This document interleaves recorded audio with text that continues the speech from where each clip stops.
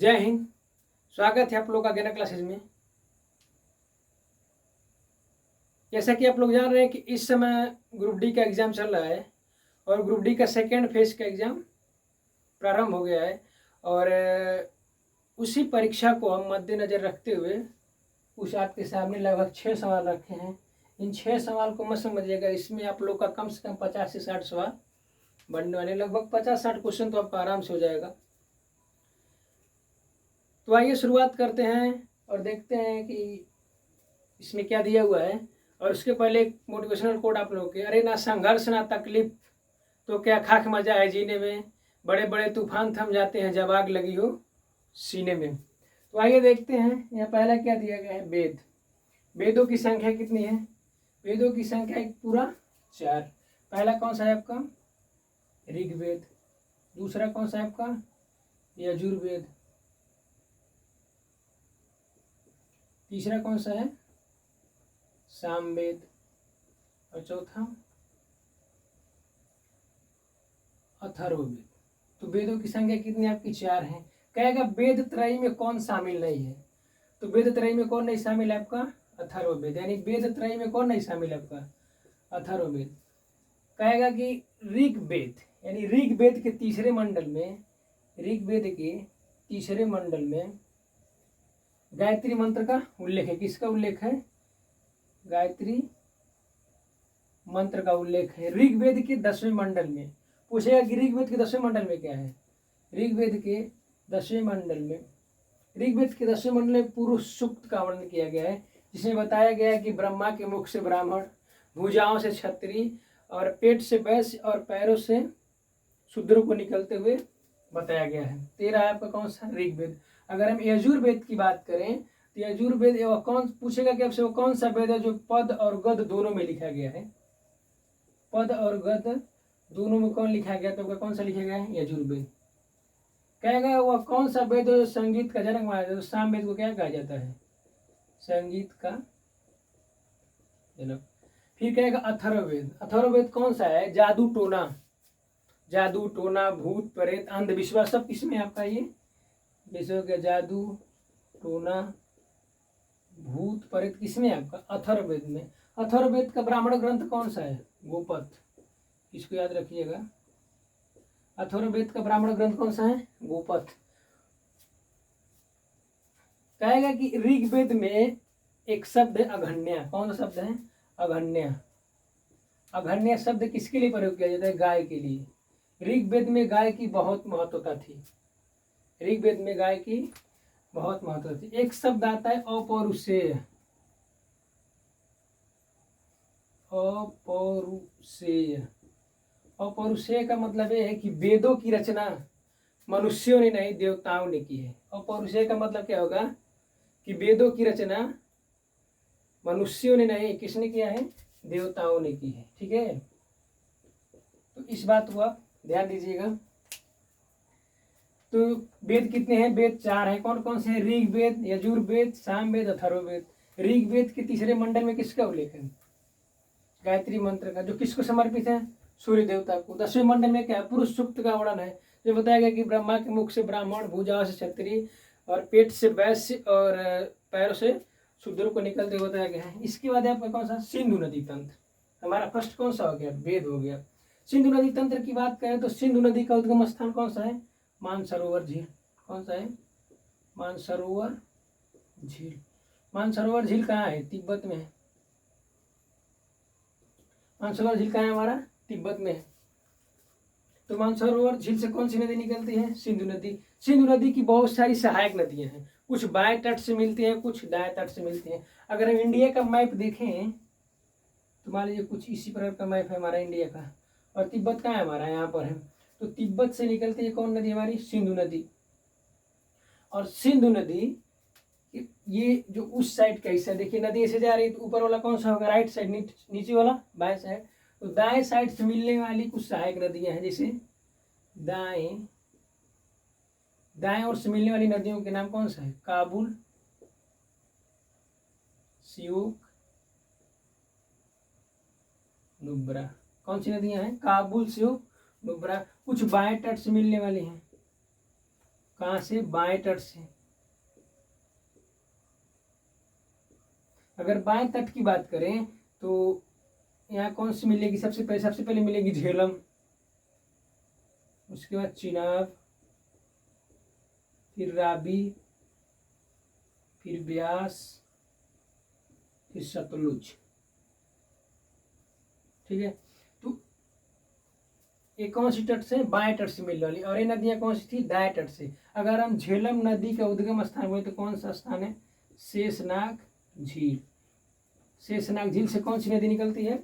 झेलम नदी। चेनाब नदी क्या है कि चंद्रा और भागा, ये दो धाराओं से मिलकर बनी है। कौन? चंद्रा और भागा दो धाराओं से मिलकर कौन नदी बनी है? चेनाब नदी। अगर हम रावी नदी की उद्गम के स्थान की बात करें तो कौन सा दर्रा है? रोहतांग। रोहतांग दर्रे से कौन सी नदी निकलती है आपकी? रावी नदी। अगर ब्यास नदी की बात करें तो ब्यास कुंड से कौन निकलती है आपकी? ब्यास कुंड से ब्यास नदी। और सतलुज की बात करें तो राकस ताल। आप एक भी बात ध्यान रखिएगा कि सिंधु जल समझौता हुआ था किसके बीच? भारत पाकिस्तान। भारत पाकिस्तान सिंधु जल समझौता, सिंधु नदी या सिंधु जल समझौता कब हुआ था? 1960 में। शायद ये क्वेश्चन आप लोग के एग्जामों में पूछ चुका है कि सिंधु नदी जल समझौता कब हुआ था। इसमें क्या हुआ था कि जो ऊपर की तीन नदियां हैं, झेलम, चिनाब, रावी, यानी कि कौन सी? एक सिंधु को ले लीजिए, उसके बाद झेलम, चिनाब, इन तीनों नदियों की जो इनका पानी 80% कौन यूज करेगा? पाकिस्तान यूज करेगा और 20% इंडिया। लेकिन जो तीन नदियां नीचे की बच गई, रावी, ब्यास और सतलुज, इनका 80% कौन यूज करेगा? भारत यूज करेगा। और जो 20% बच जाएगा वो कौन सा यूज करेगा? पाकिस्तान। तो ये सिंधु नदी के बारे में कुछ वर्णन था। तो सिंधु नदी का उद्गम स्थान कहाँ पर है? मानसरोवर झील में। इसके दाएं तट से मिलने वाली नदियां कौन कौन सी है? सियोक, काबुल और नुब्रा। और बाएं तट से झेलम, चिनाब, रावी, ब्यास, सतलज। और एक बात ध्यान रखिएगा, सिंधु नदी की सबसे बड़ी सहायक नदी कौन सी है? चेनाब नदी। इसके बाद आ गई आपका किसका? ब्लड का। ब्लड परिसंचरण तंत्र का खोज किसने किया था? परिसंचरण तंत्र विलियम हार्वे। ठीक है, कौन किया था? William Harvey. विलियम हार्वे क्या कहते हैं? रक्त परिसंचरण तंत्र का खोज किया था। आइए हम ब्लड को तीन जो रक्त कणिकाएं हैं उनके बारे में जानने का प्रयास करते हैं। इसे सबसे पहला कौन सा है आपका? आरबीसी, उसके बाद डब्ल्यूबीसी, उसके बाद प्लेटलेट्स। तीन है। आरबीसी की संख्या कितनी है? लगभग 45 से 50 लाख। कितना है? 45 से 50 लाख। और डब्ल्यूबीसी की बात करें तो लगभग 5000 से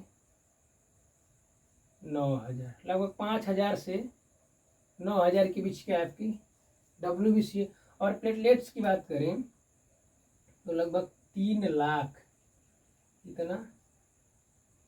3 लाख। यानी जो 45 से 50 लाख, इसको ऐसे बोलेंगे 85 से 45 लाख प्रति MMQ। उसी तरह इसको भी 5000 से 9000 प्रति MMQ। और इसको भी 3 लाख प्रति MMQ। तो इनकी संख्या इतनी होती है। आज आप जान लेते हैं इनका निर्माण कहाँ होता है। अगर हम आरबीसी की निर्माण की बात करें तो आरबीसी का निर्माण कहाँ होता है? आरबीएम। आरबीएम का मतलब रेड बोन मैरो, यानी लाल अस्थि मंजा। जैसे अब मान लीजिए कोई लंबी अस्थि, ठीक है, ये लंबी अस्थियों के किनारे वाले भाग पर किसका निर्माण होता है? आरबीसी का। तो इसे क्या बोला जाएगा? रेड बोन मैरो, यानी लाल अस्थि मज्जा में किसका निर्माण होता है? आरबीसी का। और इसका जीवन काल कितना होता है? 120 दिन। इसका काम क्या होता है? ऑक्सीजन को ले जाना। इसके काम क्या होता है? O2 को ले जाना। इसके बाद आएगी डब्ल्यूबीसी। अगर हम डब्ल्यूबीसी की बात करें तो डब्ल्यूबीसी का निर्माण क्या होता है? लाल अस्थि जो नहीं, माफ करिएगा, जो लंबी अस्थियों के बीच वाले भाग में। कहाँ? बीच वाले भाग में। और इसका नाम क्या है? वाइबियम। ठीक है, इन्हें वाइबियम को क्या बोलाता है? येलो बोन मैरो, यानी पीत अस्थि मज्जा में किसका निर्माण होता है? डब्ल्यूबीसी का। इसका जीवन काल कितना होता है? 2 से 4 दिन तक होता है। इसका क्या काम है? ये मान के चलिए ह्यूमन मतलब मानव प्रतिरक्षा तंत्र से कौन काम करता है, मतलब बीमारियों से सुरक्षा प्रदान कौन करता है, WBC। अगर हम उसके बाद ये क्या किया था, प्लेटलेट्स। लगभग इसका जीवन काल होता है 1 सप्ताह। 1 सप्ताह किसका जीवन काल होता है, प्लेटलेट्स का।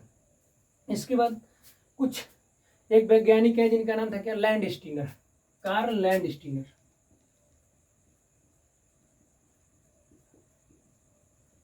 कार्ल लैंड स्टीनर ने क्या किया कि ब्लड ग्रुप का खोज किया। किसका किया, रक्त समूह का खोज किसने किया, रक्त समूह, कार्ल लैंड स्टीनर। कितने रक्त समूह, 4 हैं। कौन कौन से हैं, ए बी और ओ। ये क्या है, 4 रक्त समूह है। पूछेगा आपसे इसमें यूनिवर्सल डोनर, यानी जो सबको ब्लड प्रदान कर देगा उसको क्या कहा जाएगा, ओ निगेटिव। वैसे तो अगर हम इनको बांटेंगे तो 8 प्रकार के होंगे, लेकिन इसमें क्या होगा कि जो ओ निगेटिव है वो क्या करेगा, सबको ब्लड देगा।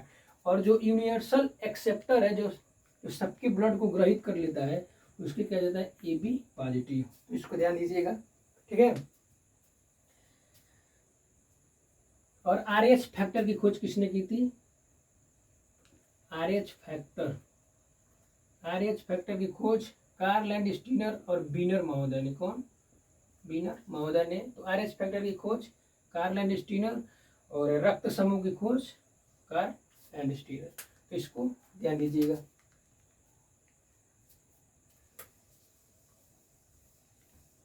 ब्लड क्या है, ब्लड एक तरल संयोजी ऊतक है। इसको भी ध्यान दीजिएगा, इसकी परिभाषा। ब्लड क्या है, ब्लड एक तरल संयोजी ऊतक है। इसके बाद बात आ गई देशांतर रेखा की। किसकी बात आ गई, देशांतर रेखा। देशांतर रेखा की बात करें तो हम भारत के परिप्रेक्ष्य में देखेंगे। अगर हम देखें कि भारत का मानक समय रेखा कितना है तो 82.5 डिग्री है, ये तो सबको पता है। जो ब्रिटेन से कितना आगे है, 5.5 घंटा। कितना, 5.5 घंटा के आइए आगे है। कहाँ से, ब्रिटेन से। और 0 डिग्री देशांतर रेखा कहाँ से जाती है, 0 डिग्री देशांतर रेखा इंग्लैंड के ग्रीनविच से जाती है।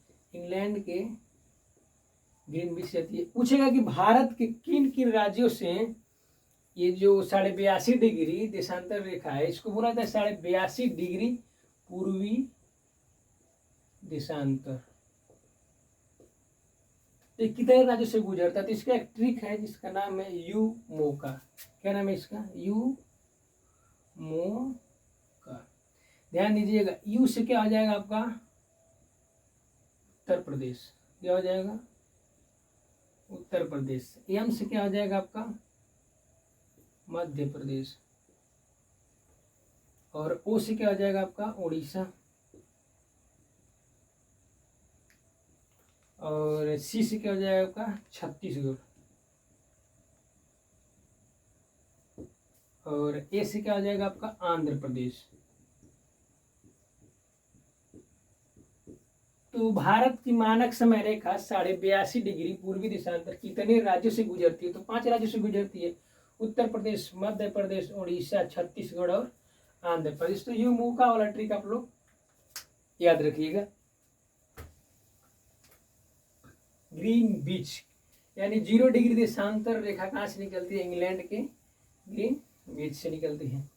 तो हमने इसमें क्या क्या देख लिया, वेद को देख लिया, सिंधु नदी तंत्र को देख लिया, रक्त को देख लिया, देशांतर रेखाओं को देख लिया। आ गया बारी मौलिक अधिकार की, फंडामेंटल राइट्स की। अगर हम फंडामेंटल राइट्स की बात करें, मौलिक अधिकार को कहाँ से लिया गया, तो USA यानी यूनाइटेड स्टेट ऑफ अमेरिका के संविधान से इसको लिया गया है, फंडामेंटल राइट्स को लिया गया है। ये कौन सा भाग है हम लोग का, भाग 3 की बात किसमें की गई है, फंडामेंटल राइट्स में। और अनुच्छेद की बात करें तो 12 से 35। तो इसमें कुछ जो महत्वपूर्ण अनुच्छेद होंगे उनको ध्यान से देखिएगा। अगर हम अनुच्छेद 12 की बात करें तो अनुच्छेद 12 में क्या कहा गया है कि राज्य की परिभाषा, क्या कहा गया है, राज्य की परिभाषा। यानी राज्य की परिभाषा क्या की, राज्य की परिभाषा का मतलब कि राज्य के अंतर्गत कौन कौन आते हैं, यानी राज्य के अंतर्गत कौन कौन आते हैं। तो इसमें देखेंगे अभी राज्य के अंतर्गत संसद हो गया, सभी राज्यों के विधानमंडल, विधान परिषद, ये सब किसके अंतर्गत है? राज्य के अंतर्गत आते हैं। उसके बाद क्या है? अनुच्छेद 13। अनुच्छेद 13 में यह बताया है कि विधि, विधि का तात्पर्य क्या है? कानून से, यानी कानून या विधि किसे कहा जाएगा, किसमें कहा गया है? अनुच्छेद 13 में। अनुच्छेद 14 क्या है? अनुच्छेद 14 है कि समता का अधिकार, इसे बोलते हैं समानता या समता का अधिकार। अनुच्छेद 15 क्या है? धर्म, मूल, वंश, लिंग आदि जन्म स्थान के आधार पर भेदभाव का प्रतिषेध, यानी कि आप कहीं भी जाएं, जैसे सार्वजनिक मेले लग रहे हैं तो आप वहाँ जाकर ये नहीं कह सकते कि यहाँ इस जात का है या उस जात का, कहीं किसी भी तरह का भेदभाव नहीं होना चाहिए। किसमें कहा गया है? अनुच्छेद 15 में। अनुच्छेद 16 क्या है? लोक नियोजन में अवसर की समानता, अवसर की बात की गई है। नौकरियां, सबको भाई सरकारी नौकरी चाहिए, सब लोग पढ़ें किसके लिए? सरकारी नौकरी के लिए, तो यहाँ अवसर की बात की गई है। अनुच्छेद 17 की बात करें तो अस्पृश्यता का अंत,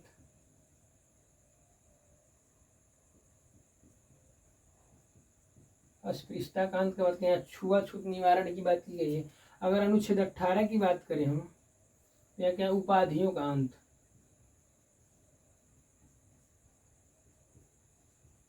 अगर उपाधियों के अंत की बात करें तो शिक्षा और सेना की उपाधियों को छोड़कर सारे उपाधियों का क्या किया जा सकता है? अंत किया जा सकता है। तो हो गया आपका 18। अगर हम आर्टिकल 19 की बात करें तो इसमें क्या कहा गया है? वाक व अभिव्यक्ति की आजादी, वाक व अभिव्यक्ति की आजादी, ठीक है। उसके बाद अनुच्छेद ये हो गया। अब आपका आ गया अनुच्छेद 21 जो महत्वपूर्ण है, जैसे प्राण व दैविक स्वतंत्रता।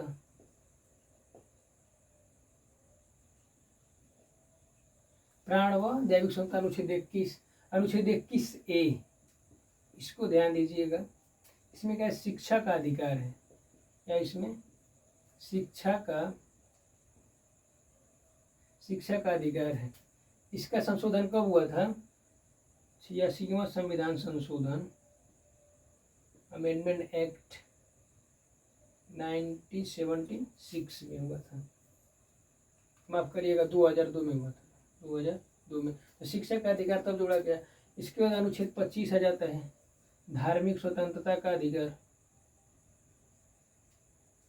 धार्मिक स्वतंत्रता का अधिकार।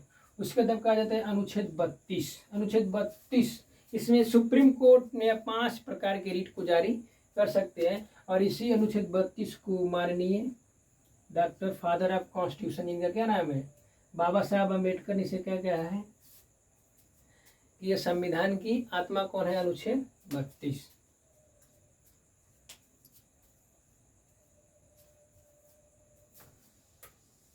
तो फंडामेंटल राइट्स में आपने देखा कि भाग 3 में है, और इसका कहाँ से लिया गया है? इसको अमेरिका के संविधान से लिया गया है।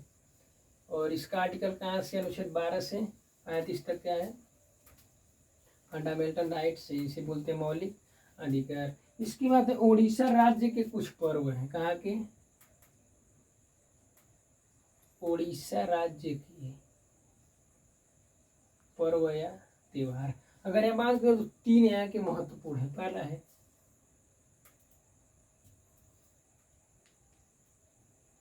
नुआखाई, दूसरा है धानु यात्रा, उसका कौन सा है? रज पर्व। तो यह है उड़ीसा के 3 प्रमुख त्योहार, नुआखाई, धानु यात्रा और रज महोत्सव या रज पर्व जिसे बोला जाता है। तो आई होप आप लोग को वीडियो अच्छा लगा होगा। अगर वीडियो आपको अच्छा लगेगा तो चैनल को सब्सक्राइब, वीडियो को शेयर करिएगा। और जाते जाते आप लोगों के लिए एक बार फिर वही मोटिवेशनल कोट, अरे ना संघर्ष ना तकलीफ तो क्या खाक मजा है जीने में, बड़े बड़े तूफान थम जाते हैं जब आग लगी हो सीने में।